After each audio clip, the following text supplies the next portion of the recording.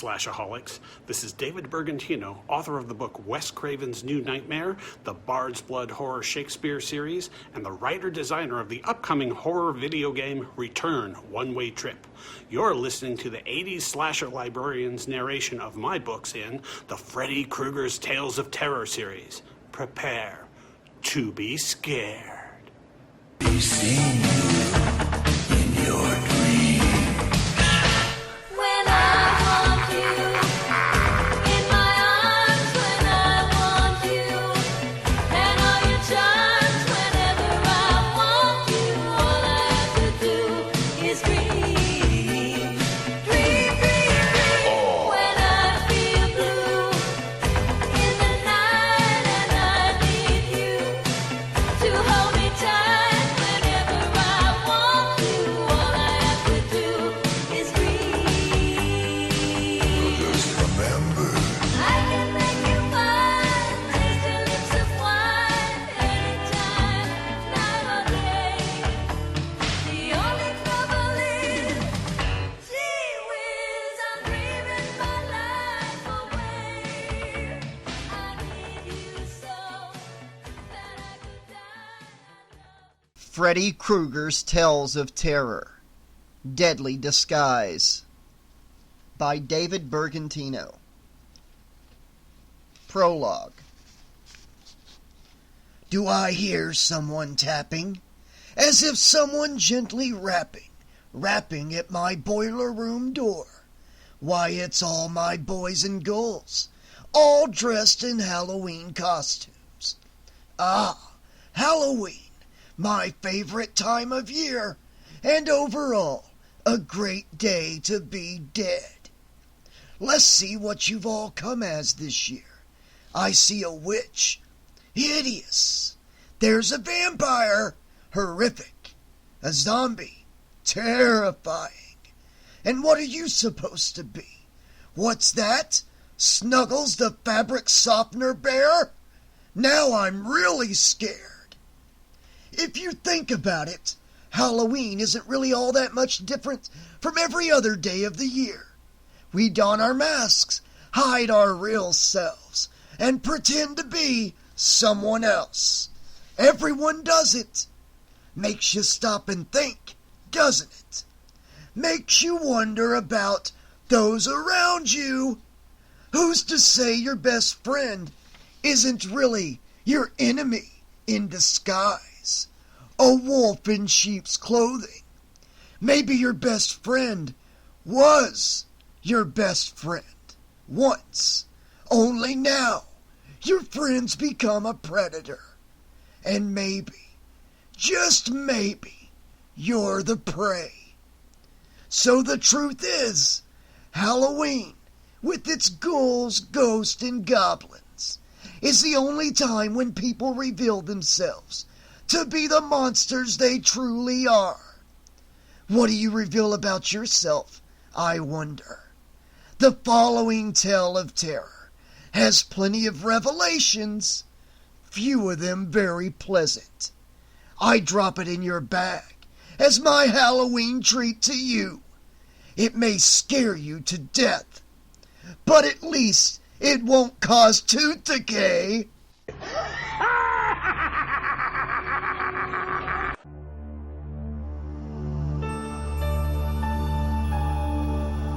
Chapter 1.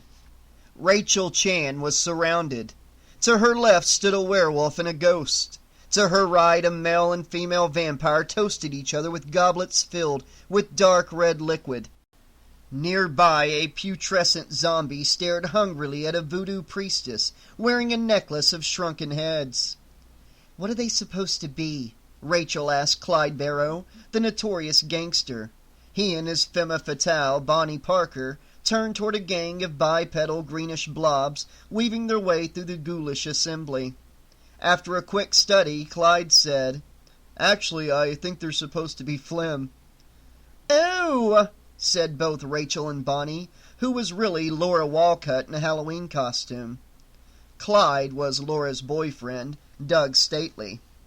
At that time, the zombie asked the voodoo priestess if she wanted to take a walk in the woods. He clearly was fishing for more than just a walk, but he didn't even get a nibble as the priestess gave him a look that said, "Get a life," and walked briskly away. "What are you supposed to be?" asked Doug. Rachel turned in place, modeling her sleek black bodysuit. On it was attached various candies, popcorn spilled from a container affixed just below her right shoulder. Across her stomach, a soda cup appeared to be spilling its contents. Rachel's head was adorned with a large-sized popcorn container, its rim cut to points. Juji fruits were glued to it like precious jewels on a crown. With a greatly affected air of royalty, Rachel touched the head of each of her friends with the scepter made of braided red licorice vines topped with a star. "I am the queen of movie theater floors, and you are my loyal subjects." Each gangster took their knighting with great solemnity, followed by giggling. Then, with the flick of a switch at the cuff of Rachel's sleeve, a double row of tiny Christmas lights lit up, running down her left side from shoulder to ankle.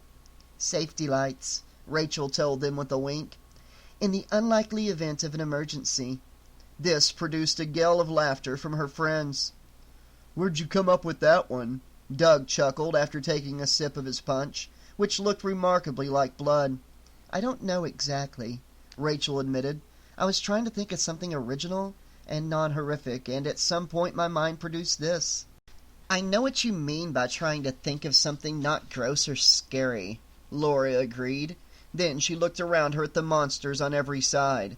"I mean, I know tonight's supposed to be the Night of the Dead and everything." Laura's voice trailed off mysteriously.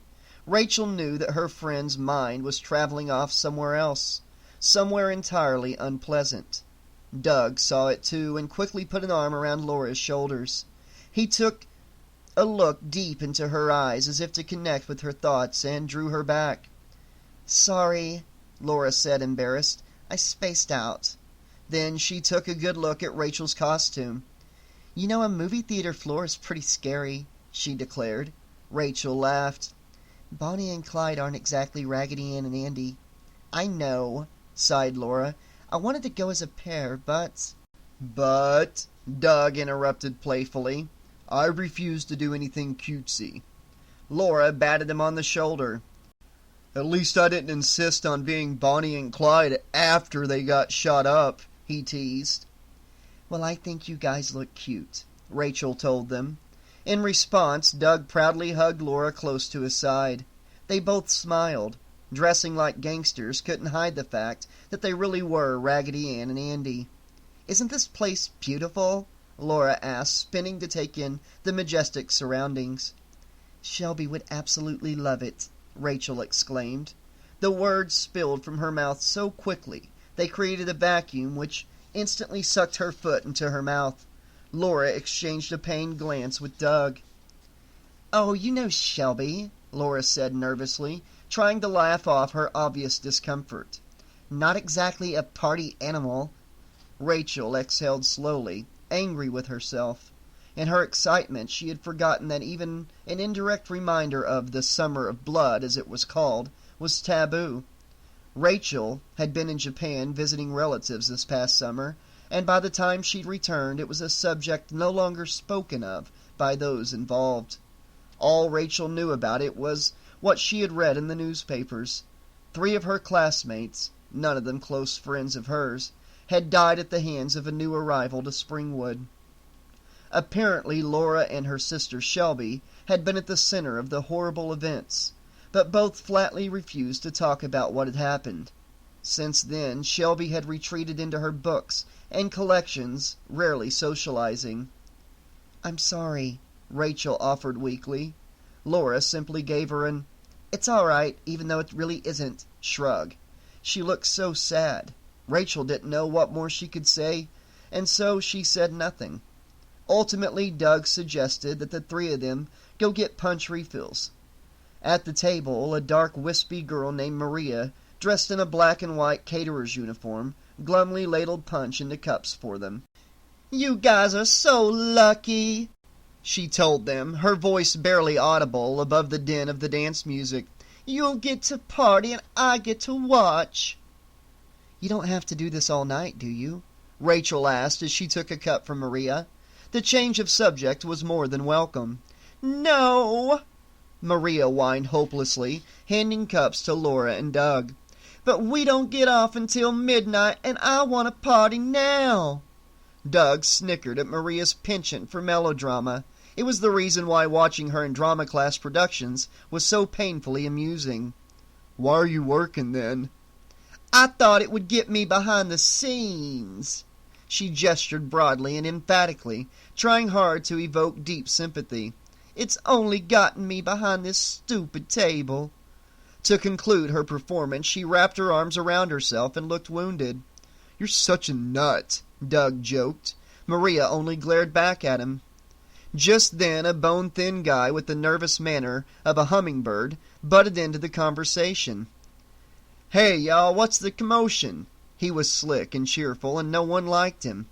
"Just getting some punch," Doug said coldly, turning back to Laura. Again, conversation went comatose while they all waited for Repeat, so nicknamed because his given name was Pete Peters, to leave. Like Maria, he was part of the catering brigade, but at this moment, like most moments in Repeat's life, he was strenuously avoiding work. "The punch tastes like Jell-O, without the wiggle, if you know what I mean," Repeat quipped. Nobody knew what he meant, nor did they care. Despite the lack of response, Repeat forged ahead as if the others were his best buddies. "Isn't this place amazing?" he asked, seemingly awestruck, scanning the vast room around them. This produced a stiff nod of assent from Rachel. Repeat mistook this for encouragement. "I'll tell you, it makes Scarlett O'Hare's house in Gone with the Wind look like a grass shack on Gilligan's Island." The line produced a giggle from Maria, and a smile broke out on Rachel's face. Doug just raised a tired eyebrow. "Am I lying? Am I not lying?" Repeat declared. "Cute," Doug said without much enthusiasm. He then turned to Rachel. "We're going to go dance. If you want, come join us," they told Maria. They'd see her later, then giving Repeat the faintest nod of acknowledgement, Doug and Laura left to dance. Rachel watched them with a sigh. What a lucky couple, she thought. Her eyes scanned the rest of the ballroom. The DJ booth was against the wall directly opposite the catering table. Between them was an ocean of costume bodies. At the back of the ballroom, two elegant staircases led upward a gentle curving V. Rachel sighed again. Repeat might be irritating, but his description of their sumptuous environment was completely on target. "Bet you're thinking of Jack," Maria intruded suddenly. Rachel shrugged. "Not really." Repeat leaned closer to her. "You'd fail a lie detector test. How could you not be thinking of him? You're standing in his house." Maria joined the huddle. "Think it's true?" Repeat asked breathlessly. "Think he's really turned into—" He paused dramatically. "A monster?" "I hope not," Maria said, her eyes filled with the warped excitement. "That would be so sad." She turned to Rachel. "You know him better than anybody. Is it true?" "I haven't talked to him in a few years," Rachel said. "I honestly have no idea." Suddenly the music stopped. The hall filled with a booming voice. It was electronically altered, giving it an eerie, unearthly sound. "Ladies and gentlemen," came the announcement, "please gather at the base of the stairs." The voice was eerie and frightening. A puzzled murmur rose from the crowd. All heads turned and faced the staircase. "Go ahead," Repeat urged Rachel. "We can't leave our station." "It's probably nothing," Rachel said softly. Then she began to gently push her way through the crowd. The lights in the ballroom dimmed as two spotlights focused on the landing of the right staircase. "Welcome, my guest," intoned the voice. "I welcome you to the house I grew up in. I welcome you to my home." A thrill shot through Rachel. Then it was Jack. A figure dressed as the Phantom of the Opera appeared suddenly in the glare of the spotlights. His arms spread wide in a grand gesture, the cape billowing dramatically around him. The figure began to descend. So arresting was the phantom, and so great the anticipation of seeing Jack Spyder. The room fell silent. Rachel felt queasy. She thought she'd be thrilled to see him again. Now she wasn't so sure. Stopping halfway down the stairs, the figure gestured toward the audience once more. "It's rude of me to speak from behind this disguise, so—" The phantom's voice trailed off as one hand reached up and grabbed the mask that obscured his face. He paused. Rachel's heart leapt to her throat. Suddenly, with one smooth gesture, the person claiming to be Jack Spyder tore the mask from his face. Beneath it glistened bright blue eyes, twin sapphires gleaming through a mass of bright pink scar tissue.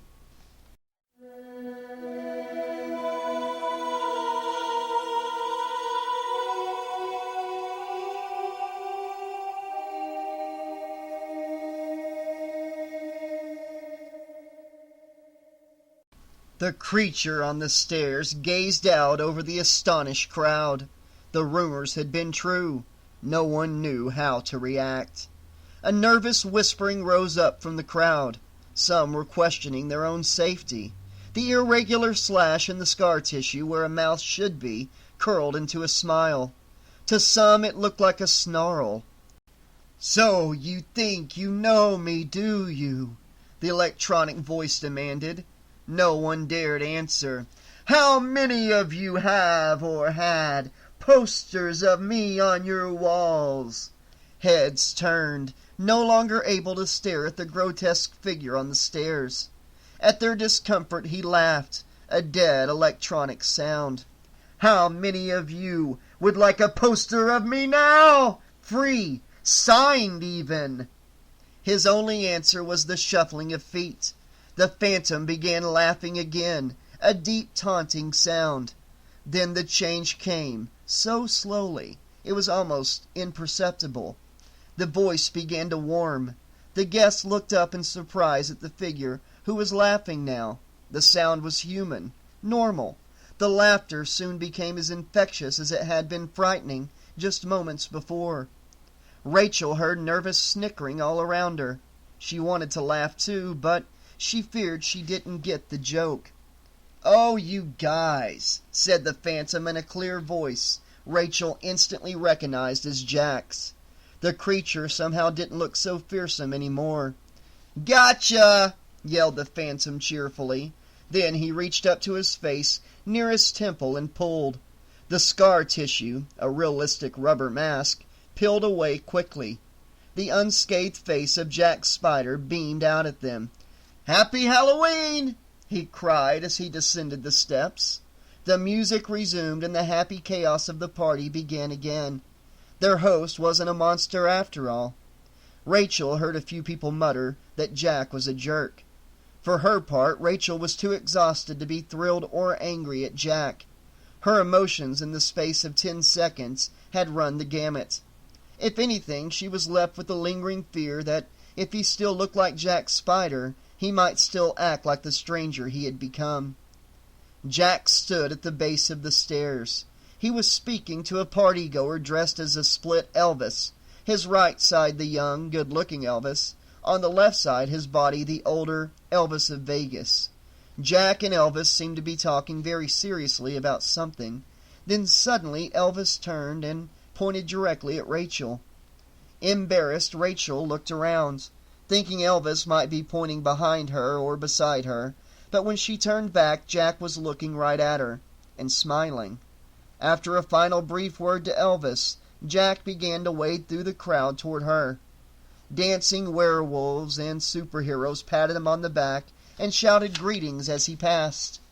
He gave brief replies, not allowing himself to be drawn into conversation. Moments later, he was standing before Rachel, silent, staring. Rachel found herself doing the same thing, trying to match his appearance with her memory.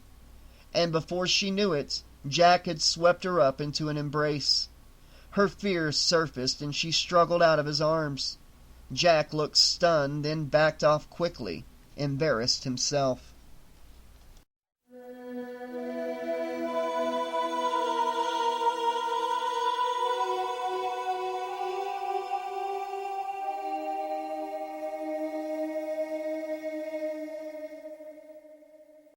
Chapter 2. Jack Spyder, born John Appleby, had been a performer from the word go. A ham, most would say, with a vivid imagination. He was always clowning and mugging for cameras. By the time he was 7, he had done several local TV commercials and appeared in magazines and department store catalogs. Not long after that, he was discovered by a Hollywood producer, casting a new primetime television series. It had been a lark, really. The Applebys were no stage parents, and they didn't exactly need their son's entertainment income. The Applebys, in fact, had originally owned most of the land on which Springwood had been built, hence their palatial estate. But they were down-home people despite it all, and when their only child John was offered a role in the new sitcom, they allowed him to accept for one reason. Show business sounded like a lot of fun. So gung-ho were they that the family moved, retaining their local holdings, straight out to Los Angeles a month later. The show was called Nut House, and John was cast as Johnny Nutt, middle son in the Nutt family. The producer was convinced that Johnny was going to be big, but he complained Johnny Appleby was no name for a destiny chaser. After much debate, the cute young Midwestern boy was transformed into Jack Spyder, teen idol in training. It wasn't long before Jack Spyder had melted the hearts of all the prepubescent girls in the country, and won their parents over as well. Nut House vaulted to the top of the ratings charts almost overnight, and while the actor portraying the Nut Clan patriarch, a fading former box office draw, was the nominal star of the series, it was Jack Spyder who captured the imagination of his audience. During his first few years away, John called and visited frequently. When the show was on hiatus, show business lingo for summer vacation, John came back to Springwood to see his friends. He always made special time for his former girlfriend, as much as a girl could be a friend at age 7, Rachel. As Nut House entered its 4th juggernaut year, however, and Jack Spyder's face regularly adorned the teen magazines, his calls to Springwood became less frequent. The visits slowed as well. One time John had paid Rachel's airfare out to Los Angeles so she could see the show from behind the scenes. But during the visit, John made little time for her and seemed far more interested in showing off than in sharing his great adventure. Rachel told him off just before his driver took her back to the airport, a day early. She had heard from him only twice since then. Shortly after, Rachel fled Los Angeles. Nut House was canceled. The show had been on for 8 years and just wore itself out. Jack seemed to be the only one from the cast with any hope for the future. His star had eclipsed that of the show long ago. He was now 16 and convinced he was still in ascension. It was then that the rubber band of fame and fortune, stretched thin and taut, snapped back, propelling Jack into disaster. His feature film debut was a critical and commercial flop. Several stalking incidents involving a crazed female fan were widely reported. But it didn't end there. A year after Nut House was canceled, Jack's parents were killed in an automobile accident. It was simply one of those freakish, fatal incidents dispassionately reported on radio traffic reports. Fatal 2-car collision on the 405, slow going through the Wilshire corridor. Use side streets to avoid the snarl caused by rubberneckers at the scene. And then the tabloids rubbernecked as Jack Spyder experienced an emotional collapse. He dropped out of sight. 6 months later, Jack emerged, miraculously recovered. But film and television deals never rematerialized.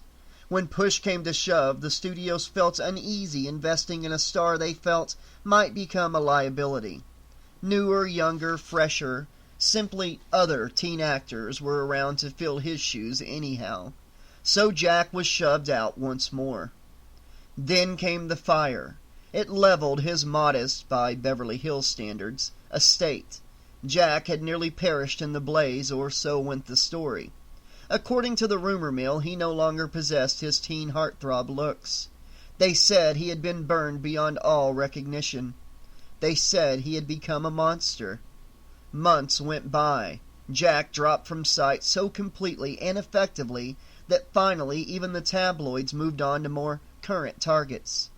Only Rachel never stopped thinking of her childhood friend. Then came the news that Appleby Mansion was being reopened. Rumors surfaced that Jack Spyder was returning to his hometown. Ron Marchant, a former teen actor himself, now Jack's manager, had the house refurbished over the summer. According to Doug, who had worked on the mansion over the summer, Marchant was remaining silent on the whole matter. He did, however, produce a power of attorney letter proving himself to be authorized to handle Jack's affairs. So work went on well into the fall. Heavy machinery was unloaded into the mansion, its purpose a mystery. Even more mysterious were the invitations that showed up in the mailboxes of all local teenagers. They simply read, Halloween party October 31st beginning at 8 p.m. Appleby Mansion. Your host, Jack Spyder. Handwritten on Rachel's invitation were the words, Rachel, please come. Now Rachel was here at the mansion. She had the answer to one question. Jack Spyder was no monster. But the other question remained. Was there anything left of John Appleby, the boy she had once loved?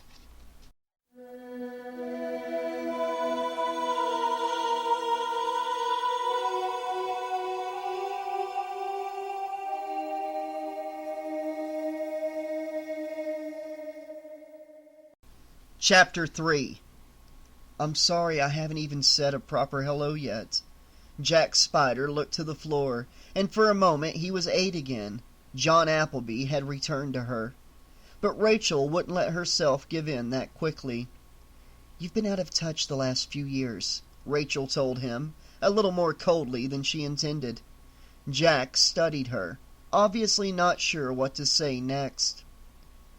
You may not believe me, he began, but I have missed you. Rachel could see he was torn up inside, but he had a lot of explaining to do before things would be all right. She gave him a skeptical look and waited for him to go on. I know you're mad. I wasn't myself that time in L.A. Who were you then? Rachel asked. And who are you now? The question brought a painful smile to Jack's face. Jack Spyder? John Appleby? Heck, I could change my name to Godzilla, but that wouldn't change anything. You know, a rose by any other name. He cocked his head to one side. Only, I haven't been smelling so sweet for a long time. Warily, Rachel began to lower her defenses. There have been a lot of stories. Jack rolled his eyes, then shook his head sadly. Well, can you guess at least one that isn't true? The fire? Rachel ventured. Oh, my house burned to the ground all right, Jack sighed. Luckily, I wasn't in at the time. And the other? Losing my parents was hard, you know, he said. No matter what you think of me, I would have been much worse off if they hadn't been there for me. They always brought me back to earth whenever I was flying too high. Without them... His voice trailed off, trembling. Rachel put a hand on his shoulder. I never told you how sorry I was about your parents, she said softly. He looked into her eyes and smiled. That's because I shut out everything that meant the most to me. But that's not going to happen again. Life seemed to flow back into him. He gestured to the throng surrounding him. That's what this is all about. I'm back. Who's back? Rachel asked cautiously. John Appleby or Jack Spyder. At that time, Jack laughed. Weren't you listening? It doesn't matter. Call me John if you want. But I'm back. To emphasize his point, he lightly pounded his fist on his chest. He seemed invigorated. I've moved back to Springwood. Are you finished with acting for good? Rachel asked, seeing he was serious. Jack shrugged. Never say never, you know, but it's not like I'm hurting for money.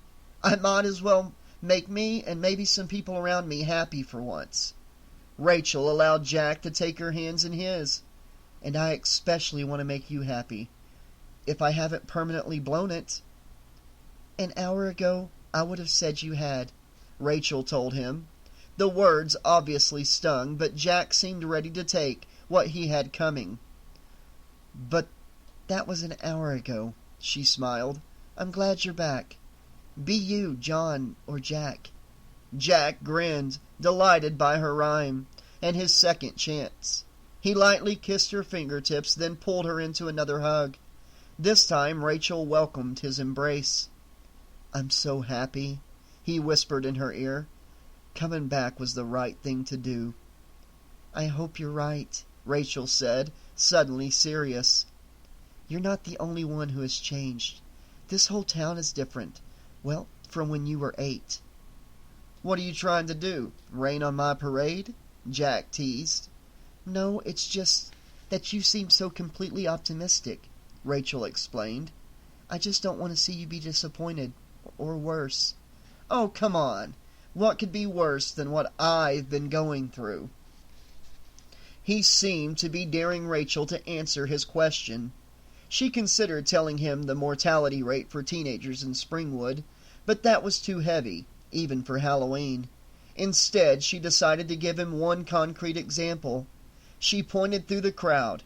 Near the DJ's table stood 2 people, one in green tights, the other sporting a coonskin cap. See them? She asked. Jack nodded. Daniel Boone there is Todd Winkle, and Robin Hood is Van McBride. Todd and Van! Jack exclaimed. I remember them as pretty wild kids. I'll have to talk to them. Actually, you'll want to frisk them first. They've become major hoodlums. Jack shook off her comment. Well, I'll figure it all out eventually. For tonight, I'm worried about only one thing. Which is? Tabloids, he said, his eyes darting left and right furtively. At least one of them has probably got someone working the party tonight. I haven't seen anyone who looks even remotely like a reporter, Rachel said, as she looked around at all the costumed guests and realized how ridiculous her comment had sounded. They may have paid someone, to get the scoop on me. He peered deep into her eyes. For all I know, the mole could be you. Not a chance, Rachel said, laughing. Anyway, what are you worried about? Don't they say that there's no such thing as bad publicity? Ask Exxon about that one, Jack replied wryly. It's not so much what the tabloids say that bothers me. It's the invasion of privacy. Especially tonight. This isn't about show business or publicity. I just want to be a regular teenager throwing a party. Throwing a party in a huge mansion owned by a teenager of vast wealth, Rachel pointed out. Okay, so maybe I can't ever go back to being a normal teenager, Jack agreed. But it's Halloween, and I can pretend to be whoever I want. Rachel giggled at his fake insolence. Okay, enough with the serious talk. Jack took her by the hand and started dragging her toward the staircase. I have to introduce you to my best friend, Ron Marchant. I've heard his name. Yeah, he's been taking care of things for me. He's also my manager.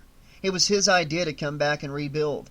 I couldn't have made it without him. I think you two will be great friends, too. I've told him all about you. They stopped at the bottom of the stairs and stood there before the split Elvis. Ron, this is Rachel. Ron lit up at the mention of Rachel's name. It's not just excellent to meet you, Rachel, he said, offering his hand. It's way excellent. Glad to meet you, too, Rachel said, shaking hands. His touch felt clammy. Jack tells me he depends on you a lot. Ron shrugged humbly. His eyes seemed lifeless, contradicting the spirit of his voice. Something felt wrong. Your costume's wonderful, Ron told her. I'm glad you like it, Rachel said. I thought people would think it was lame. Not at all, Ron assured her. She glanced at Jack, who was smiling, happy that his 2 friends were hitting it off so well. How do you like Springwood? Rachel asked, trying to be friendly. She really wanted to like John's friend. Oh, I love it, Ron answered, with strained enthusiasm. I'm a small-town boy myself. Rachel saw her opportunity. Where from? Wisconsin, Ron answered. but not as nice a place as this, and no one I grew up with lived in a mansion. He scanned the place with what was supposed to pass as a look of wonder. He was performing, Rachel was certain. But for whose benefit? I love old houses, and this one is practically ancient. He pointed up at the hurricane lamp fixtures on the ballroom walls. See those? Original from the time of gas lamps. The house is full of them. A flicker of sincerity sparkled in his eyes. In fact, the original gas lines are still in place behind the walls. Yeah, groaned Jack. Get over it, man, Ron scolded, as if for the umpteenth time. What? Rachel asked, when it appeared no explanation was forthcoming. Ron turned to Jack for permission to speak, and Jack nodded solemnly. Jack overreacts sometimes, Ron told her. Late this summer, when the house was being worked on, some idiot opened a valve in the basement. He thought it was for water. Instead, it was the old gas line valve. The whole place was flooded with fumes in less than an hour. He spoke as if he were telling a joke. Rachel couldn't believe it. Did anybody get hurt? Despite Ron's attitude, the situation sounded serious. Nah, and that's what I kept telling Jack here. Several people were overcome by the fumes, corrected Jack. And you could have been killed, buddy. But I wasn't, Ron shot back. Neither was anyone else. We all got over it. So should you. Ron turned to Rachel and with a bright smile spoke as if Jack wasn't there. You see what I'm dealing with here? Jack narrowed his eyes and growled at Ron, who just smiled placidly in return. Just then a piercing shriek broke through the wall of music. All heads turned toward the ballroom entrance.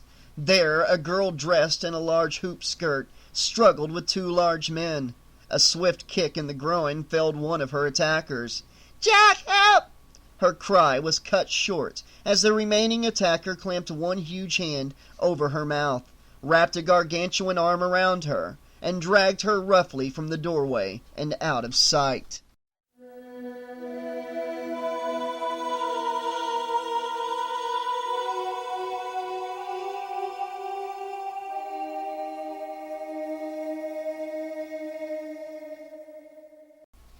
Okay, Slashaholics, this has been chapters 1, 2, and 3 of Freddy Krueger's Tales of Terror, Deadly Disguise by David Bergantino. There were 6 of these books written in the mid-90s. They are young adult novels, just like the Eric Morse Friday the 13th books. And in the same vein as the Eric Morse Friday the 13th books, these Tales of Terror books have a... each book has someone being possessed by Freddy for the majority of the book. And then towards the end of the book, Freddy makes his appearance in each book. So, yeah, I love how this is the first one I've ever read, first time I've read it. I'm going to do all 6 of them on the channel. But I gotta say, I love how this book isn't wasting any time. It's jumping straight into the story. You know, we're at this party. Somebody's already screaming, being, carried off.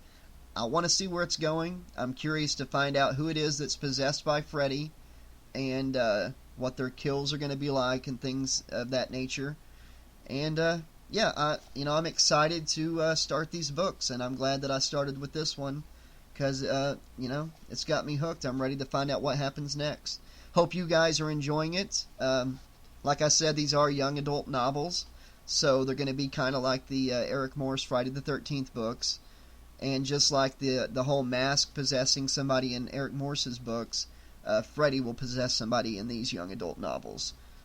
So yeah, guys, until next time, this is your friendly neighborhood 80s slasher librarian saying, thanks for listening, and Pleasant dreams!